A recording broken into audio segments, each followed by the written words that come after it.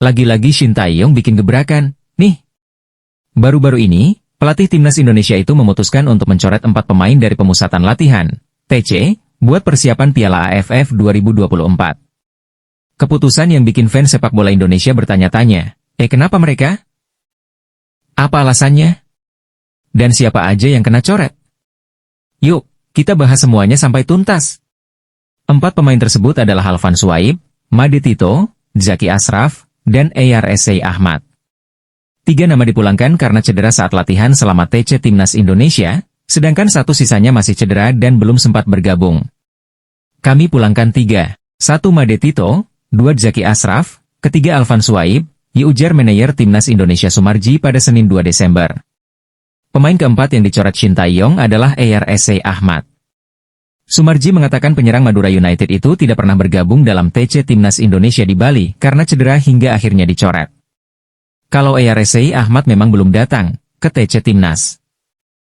Saya cek langsung ke tim dokternya Madura United soal Arsa. Dia sedang proses penyembuhan kurang lebih 1,5 bulan, kata Sumarji.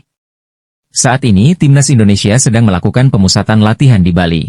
Dalam pemusatan latihan ini Shin Tae-yong memanggil 33 pemain, termasuk 7 diaspora. Namun latihan di Bali tersebut belum dihadiri semua pemain. Sumarji mengatakan hingga hari ini baru 23 pemain yang sudah bergabung. Sejumlah pemain yang tampil di luar negeri belum bergabung. Asnawi Mangkualam baru akan bergabung dengan Timnas Indonesia usai 5 Desember. Marcelino Ferdinand sudah dilepas Oxford United, namun hingga latihan terakhir kemarin, Minggu 1 Desember, belum tiba. Justin Hubner dan Ivar Jenner kemungkinan besar tidak dilepas klub karena harus mengikuti agenda klub masing-masing.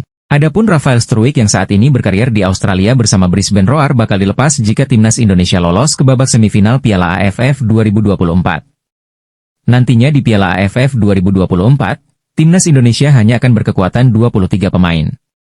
Artinya pula sejumlah pemain bakal dicoret jelang melawan Myanmar pada laga pertama di Yangon, 9 Desember mendatang. Nah, ini yang bikin penasaran. Menurut Shin Tae-yong, keputusan ini diambil karena berbagai faktor, termasuk performa dan kondisi fisik pemain. Tapi ada juga spekulasi lain yang berkembang.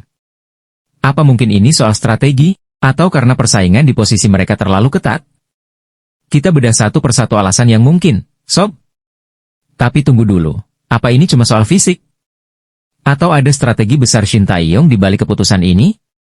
Pelatih asal Korea Selatan itu dikenal suka bikin kejutan di turnamen besar. Mungkin ini bagian dari taktik buat bikin tim lebih solid dan fokus. Kalau ngomongin dampak, keputusan ini jelas bikin persaingan di timnas makin ketat. Pemain-pemain yang tersisa pasti bakal ngasih segalanya buat dapetin tempat di tim inti.